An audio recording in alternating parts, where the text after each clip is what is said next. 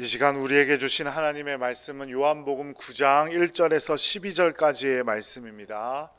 요한복음 9장 1절에서 12절 말씀, 신약성경 161쪽을 전후해서 찾으시면 되겠습니다.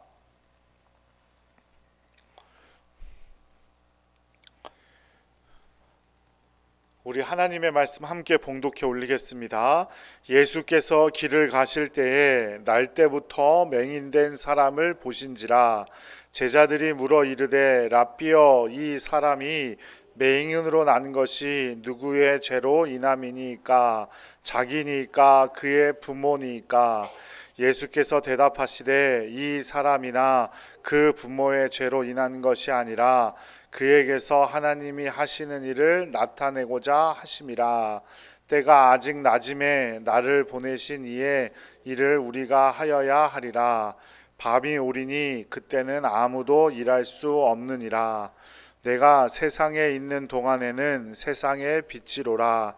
이 말씀을 하시고 땅에 침을 뱉어 진흙을 이겨 그의 눈에 바르시고 이르시되 실로암 못에 가서 씻으라 하시니, 실로암은 번역하면 보냄을 받았다는 뜻이라.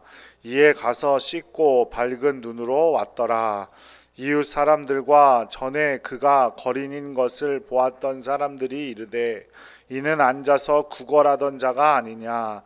어떤 사람은 그 사람이라 하며 어떤 사람은 아니라 그와 비슷하다 하거늘 자기 말은 내가 그라 하니, 그들이 묻되 그러면 내 눈이 어떻게 떠졌느냐.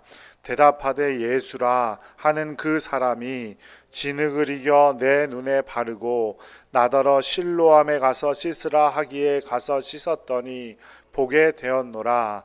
그들이 이르되 그가 어디 있느냐. 이르되 알지 못하노라 하니라. 아멘. 할렐루야. 오늘도 수고 많으셨습니다. 우리 옆에 분들과 함께 인사 나누겠습니다. 사랑합니다. 축복합니다. 아이고, 날이 너무 덥죠. 또 오늘 또 지진까지 있었다 그래가지고 참 걱정이 크네요. 제가 전에 목회하던 곳에 같은 지방회에 서울 농악교회가 있었어요. 담임 목사님에서부터 모든 성도들이 말을 하지 못하시는 분들, 듣지 못하시는 분들이 모여서 예배를 드리는 교회예요. 딱 한 분, 부목사님만 비장애인이신데 이분의 남편도 농아입니다. 그 교회에서 지방 교역자 원래회를 해서 간 적이 있었어요. 이 교회 예배는 얼마나 조용한지 몰라요. 찬송도 수화로 해요. 반주자도 없어요. 반주해도 못 들으니까. 기도는 눈 뜨고 해요. 왜냐하면 기도하는 사람이 뭘로 기도할까요? 수화로 기도하니까 그래요. 수화로. 기도자가 수화로 하시기 때문에. 그런데 그렇게 조용하던 교회가 어찌나 활기차고 기쁨에 넘치는 것을 제가 분명히 확인했어요. 조용할 뿐이지 식사 준비, 또 한 분씩 들어오시는 목사님들을 응대하는 것, 소리만 나지 않을 뿐이지 활기차고 기쁨에 넘치고 있다는 것을 몸으로 느낄 수가 있었어요. 이들이 예수 그리스도를 믿었더니 그들의 마음속에 있는 상처들이 다 해결되고 그들의 몸의 불편함이 더 이상 불평할 것이 되지 않더라라는 것을 느꼈다는 겁니다. 그 마음 가운데 드러나지 않는 상처들이 얼마나 많았겠습니까? 그죠?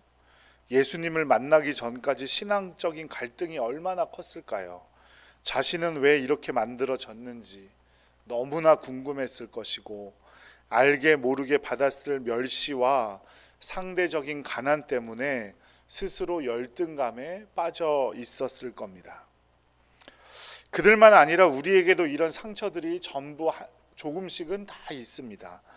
난 왜 이런 집에서 태어났을까? 내 외모는 왜 이럴까? 내 성격은 왜 이럴까? 난 왜 이렇게 공부를 못할까? 등등등.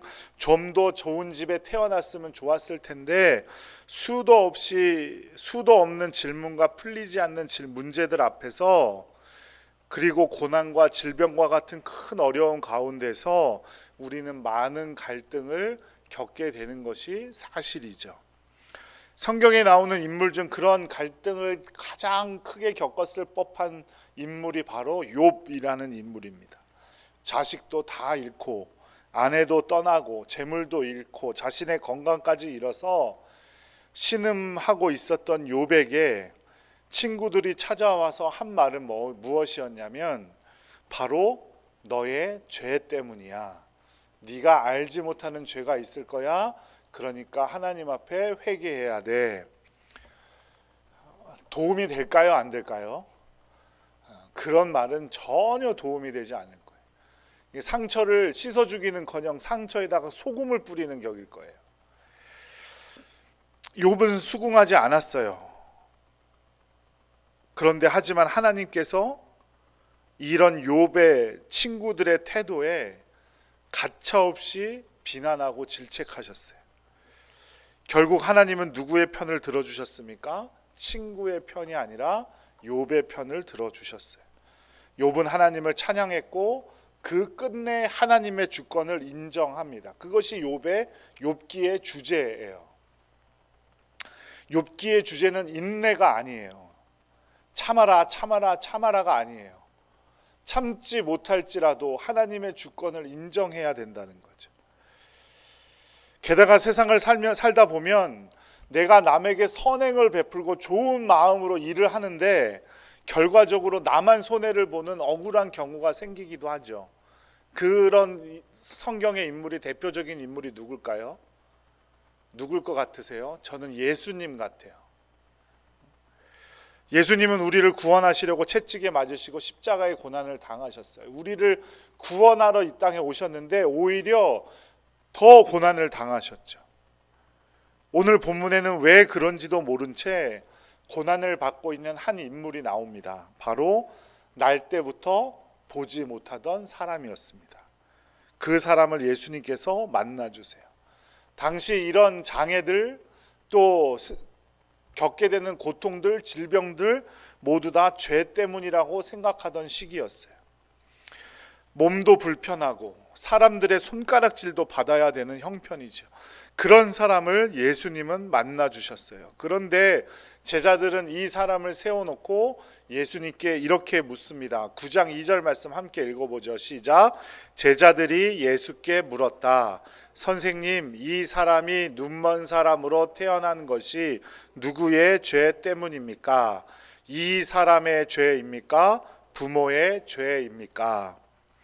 제자들의 질문은 매우 실전적이고 철학적으로 보이죠. 현실적이고 누구나 궁금해할 수 있는 질문이에요. 하지만 제자들의 질문에 허점은 있어요. 무엇이냐면 타인의 고난을 빌미로 삼고 있다는 거죠. 눈먼 사람은 오히려 자신의 고통과 처지에 대해서 아무런 말도 하고 있지 않은데 오히려 제자들이 물었어요. 이 눈먼 사람에게는 내가 왜 이렇게 되었나 생각하는 것 자체가 어쩌면 하나의 사치일런지 모르죠. 이 사람은 구걸로 하루하루 살기에도 힘든 삶을 살고 있었고 여태까지 예수님의 가르침이었다면 제자들의 할 일은 그 사람의 아픔이 왜 생겨났는지 어떻게 생겨났는지 무엇 때문인지를 묻는 것이 아니라 그 아픔을 함께 해주어야 함이 마땅한 일이죠. 이 사람이 눈을 뜨게 된 이후에도 마찬가지예요. 축하한다, 좋겠다, 나도 너무 기쁘다 이런 말 한마디도 하지 않습니다. 사람들은 와서 무엇 따집니까? 어떻게 보게 되었냐 따집니다. 그러니까 믿지 않는 사람들의 관심, 예수님의 자녀라고 할 수 없는 사람들의 관심은 어떻게, 왜, 무엇 이런 것에 있다면 진정한 그리스도인의 관심은 한 생명에게 관심이 있어야 하고 보이지 않는 것에 관심이 있어야 한다는 의미입니다. 게다가 제자들은 잘못된 관습을 따라 질문했습니다. 제자들은 당시에 잘못된 사고로 질문했던 거죠. 누구의 죄 때문에 이런 일이 생겼느냐? 당시 사람들은 부모의 죄가 자신에게 고스란히 유전된다고 생각하던 사람들입니다. 모든 질병과 안 좋은 일들이 모두 죄의 결과라고 생각했죠. 당시 대부분의 사람들은 각종 질병에 대해서 아주 단순하게도 자신의 죄를 지었거나 조상들이 죄를 지었기 때문에 그런 질병에 걸린다라고 생각했습니다. 얼마 전에 우리나라에 개봉한 영화가 있었습니다. 파묘라는 영화. 그 영화의 기본적인 그건 무엇입니까? 집안에 안 좋은 일이 있으면 뭐를 잘못 써서 그렇다? 조상의 묘자리를 잘못 써서 그렇다. 말도 안 되는 그런 생각을 가지고 사람들을 괴롭히고 있었던 거죠. 주변에 있는 실패를 당한 분들 혹은 질병을 앓고 있는 분들이 모두 그 사람들의 죄값을 치르는 거라면 과연 그들은 어디로 가야 하는 걸까요? 또 많은 사람이 죄를 지어도 잘 살고 있는 것을 우리는 무엇으로 설명할 수 있을까요? 이런 이유 때문인지 1절에서 8절을 보면 이 날때부터 맹인된 사람에게 말을 거는 사람은 단 한 사람도 없었습니다. 그동안 그에게 말을 걸어준 사람이 몇이나 되었을까요? 어쩌면 그는 그의 부모님에게까지 버림을 받은 사람일 수도 있습니다. 그는 눈만 보지 못할 뿐이지 진정한 인격으로 대접받지도 못했어요. 어쩌면 당시 사회에서 죽은 거나 마찬가지였을 존재입니다. 살아있지만 죽은 것 같은 존재. 요즘 아이들 말로 투명인간 취급. 당시 랍비들의 글을 보면 태어나자마자 장애를 입거나 아픈 사람들은 부모의 잘못이라고 쓰여진 글들도 있었습니다.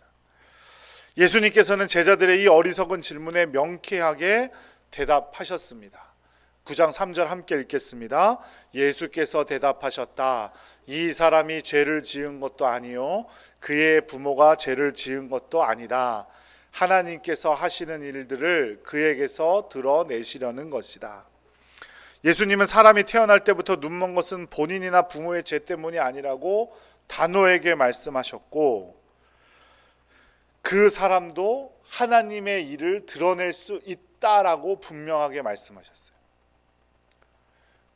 사람들의 관심은 장애 때문에 그 사람은 왜 그렇게 장애를 입게 되었는가라는 것에 관심이 있었다면 예수님은 그 사람도 하나님의 영광을 드러낼 수 있다라고 말씀하고 있는 겁니다. 사람들은 행복과 불행의 기준을 성경에서 찾지 않고 세상에서 찾는 경향들이 있습니다. 마치 이 제자들처럼 말이죠. 행복과 불행의 기준, 생명과 죽이는 것의 기준을 예수 그리스도 안에서 찾지 않고 세상 사람들의 잘못된 생각 속에서 찾는 경우들이 있어요. 세상 사람들은 병들고 가난하면 불행한 것으로 생각합니다. 또 오랫동안 잘 먹고 잘 살면 진정한 행복이라고 생각해요. 사람은 처음부터 잘못된 기준을 갖고 있었기 때문에 그 기준을 바꾸지 않고 계속해서 행복을 찾아 나서요. 그러니까 진짜 행복은 찾을 수 없게 되죠. 절대로 남의 불행을 가십거리로 만들려고 하는 것은 아닙니다. 우리나라 최고의 재벌 가문의 막내딸이 스스로 목숨을 끊었습니다. 20대 중 아시아에서 5번째로 제일 부자였고 20대 여성 중에 5번째로 부자였고 그 재산의 규모가 그때 당시로 약 2천억 정도가 되는 여인이었어요. 그 재산이 전부가 아니라 시간이 지나면 더 많아질 테고 그 재산은 또 재산과 별개로 더 큰 회사를 물려받을 수 있지 않았겠습니까? 재산이 행복의 전부라면 이 여성은 왜 스스로 목숨을 끊었을까요? 예수님은 죄와 허물에 대해서 사함을 받은 사람이 행복한 사람이고 복 있는 사람은 주야로 말씀을 묵상하는 사람이 복 있는 사람이라고 말씀하셨어요. 그런데 우리는 아직도 계속해서 우리의 행복의 기준을 세상의 잘못된 습관들, 잘못된 생각들에 우리의 행복을 맞추고 있는 거예요. 그러니까 신앙생활은 하기가 점점 더 어려워지죠. 진정으로 우리를 행복해 주는 것은 돈이나 물질이 아닌데 돈이나 물질이 우리를 행복하게 해준다고 생각을 하는 잘못된 생각에 사로잡혀 있어요. 그러니까 돈을 벌기 위해서는 어떠한 일도 가능하다는 생각을 하게 되죠. 제가 정확하게 기억은 안 나지만 10대 청소년들은 10억을 받는다면 감옥에 갔다 오는 일도 서슴지 않고 하겠다는 거잖아요. 그런 퍼센테이지가 되게 높았던 설문이 있었어요. 물론 돈이나 물질이 없으면 이 땅을 살아가는데 불편하고 힘들 수 있어요. 지금 사회에, 그죠? 하지만 거기에 불편하고 힘들 수는 있지만 그것이 우리의 행복을 좌지우지할 수는 없다는 겁니다. 예수님은 태어날 때부터 보지 못하게 된 이 사람에 대해서 본인이나 부모의 죄 때문이 아니라고 선언하시면서 이 사람도 하나님께서 하시는 일들을 드러낼 수 있다라고 말씀하세요. 잘못된 생각을 깨버리시는 거예요.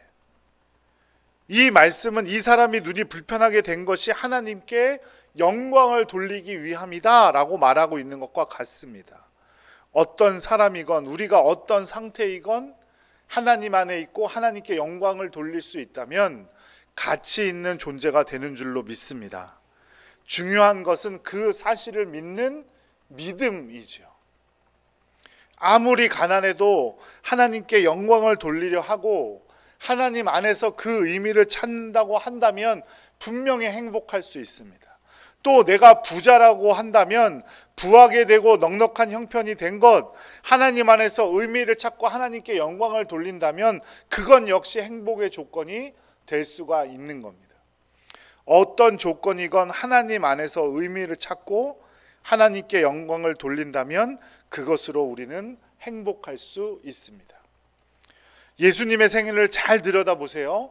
예수님의 생애가 행복하다고 말할 수 있는 조건이 하나라도 있었습니까? 집도 없었죠. 두 버릇도 가지셨다는 기록이 없죠. 하지만 예수님의 생애를 우리가 믿고 그것을 우리의 모범으로 삼고 살아가려는 것은 예수님처럼 가난해지려고 하는 것도 아니고 또 예수님이 부자여서도 아니에요. 하나님께로부터 보내심을 입고 이 땅에 오셨고 이 세상에 오셔서 그 보내심대로 사명을 다하셨고 그 온 생애를 통해서 우리를 위해서 스스로 목숨을 버리시고 하나님께 영광 돌리는 삶을 살았기 때문에 우리는 예수 그리스도를 믿는 것 아닙니까? 그죠? 예수 그리스도가 부자였기 때문에 단순히 가난했기 때문에 그런 단순한 그런 조건들 때문에 우리가 예수님을 믿는 것은 아니잖아요. 이와 마찬가지로 우리도 각자 사명, 즉 하나님께서 우리를 보내시고 부르신 그 사명에 대한 확실한 믿음이 있고 그것을 이루어 나가는 것이 우리의 기쁨이 되고 하나님을 기쁘시게 하는 삶을 살아간다면 그것이 바로 우리의 행복이 될 수 있고 우리의 기쁨이 될 수 있다는 사실을 꼭 믿으시기 바랍니다. 그런데 예수님께서는 이런 삶을 살 날이 얼마 남지 않았다고 우리에게 말씀하고 있어요. 요한복음 9장 4절 함께 읽어보죠. 우리는 나를 보내신 분의 일을 낮 동안 해야 한다. 아무도 일할 수 없는 밤이 곧 온다. 요즘은 밤에도 화나죠. 가로등 불빛도 있고 뭐 전기불도 있고 지금도 뭐 전기불이 있으니까 화나잖아요. 그 당시에는 불이 없었던 시절이죠. 이런 전기가. 그러니까 무슨 말이에요? 밤이 오면 일할 수 없게 된다는 말은 하나님께서 우리를 위해 예수님께서 다시 오셔서 우리가 그동안 일했던 것을 평가하실 시간이 오고 있다. 즉 마지막 때 예수님 재림의 때가 오고 있다 이 말입니다. 그러니까 우리의 행복의 조건을 빨리 재정립해야 된다. 빨리 다시 행복의 조건을 다시 세워서 하나님 앞에 설 준비를 해야 된다 이 말입니다. 고백록의 저자인 어거스틴이라는 사람이 있습니다.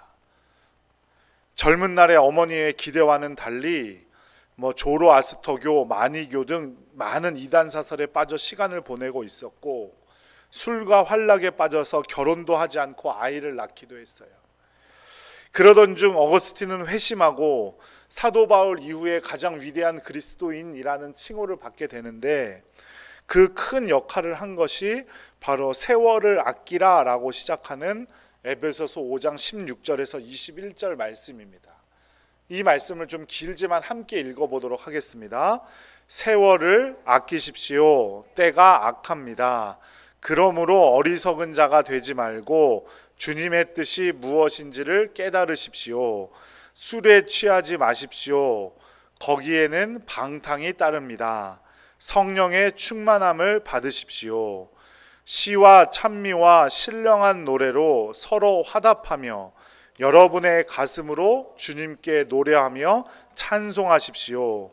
모든 일에 언제나 우리 주 예수 그리스도의 이름으로 하나님 아버지께 감사를 드리십시오. 아멘. 사도 바울은 로마서에서 이렇게도 말해요. 함께 읽어보죠. 여러분은 지금 어느 때인지 압니다. 잠에서 깨어나야 할 때가 벌써 되었습니다. 지금은 우리의 구원이 우리가 처음 믿을 때보다 더 가까워졌습니다. 우리가 세상에서 기쁨을 찾고 행복을 조건을 찾기에는 이제 시간이 너무 없다는 거예요. 그래서 세월을 아껴야 된다는 거고, 시간은 지금도 흘러가고 있으니 술 취하지 말고 세월을 아껴 성령 충만함을 이루어야 한다는 겁니다. 그것을 우리의 행복의 조건으로 삼고 살아가야 된다라고 말하고 있는 겁니다. 불필요한 것으로 세월을 낭비하지 말고 각자의 인생을 재정비하여 세상의 기준이 아니라 하나님의 기준으로 바라보아야 한다는 거죠. 그것이 바로 오늘 말씀의 제목인 영적인 눈을 뜨는 것입니다. 그 영적인 눈을 뜨도록 예수님께서 우리를 도우시겠다고 말씀을 하세요. 요한복음 9장 5절 말씀 함께 읽겠습니다. 내가 세상에 있는 동안 나는 세상의 빛이다. 우리는 무엇이 있어야 세상을 볼 수 있습니까? 눈도 있어야겠지만 빛이 있어야 되지요. 예수님께서 영적인 눈을 뜨고 이제 재림에 가까이 오고 있는 그 하나님의 때를 준비할 수 있도록 우리를 볼 수 있게 해주시겠다고 약속하시는 거예요. 우리는 세상의 눈은 떠 있지만 영적인 눈은 뜨지 못한 채 살아가고 있지는 않은지 우리의 삶을 돌아보아야 할 것입니다.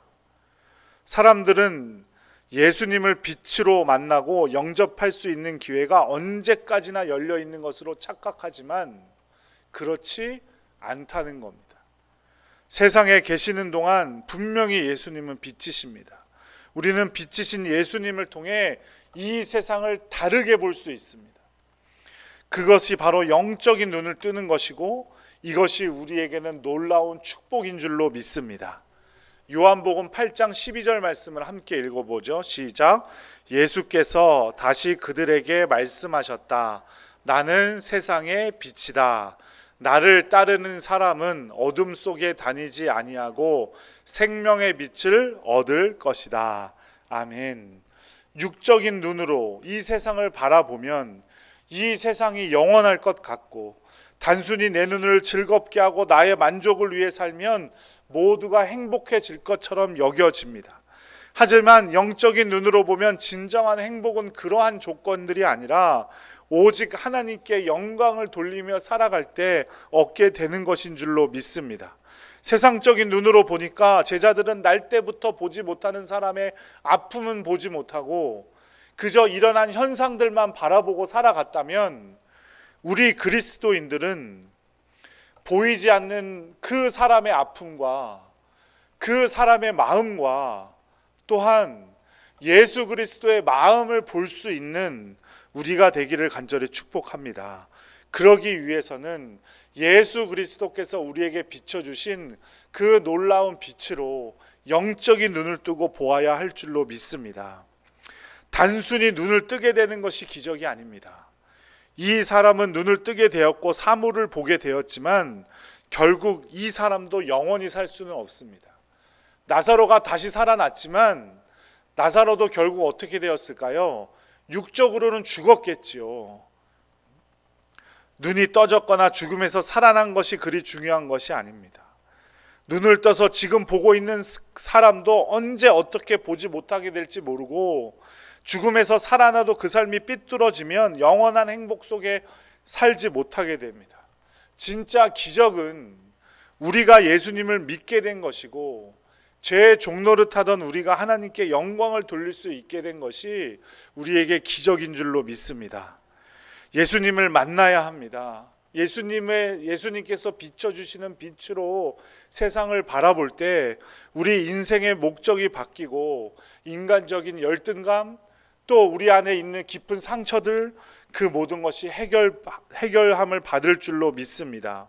사랑하는 여러분, 이 맹인은 태어날 때부터 맹인이어서 배우지도 못했을 것이고 국어라는 사람으로 가지지도 못했을 것이고 배운 것도 없었지만 그리 암담한 인생처럼 보이지만 예수님께서 분명하게 말씀하셨습니다. 그 사람도 하나님의 영광을 드러낼 수 있다. 하나님의 일을 나타낼 수 있다.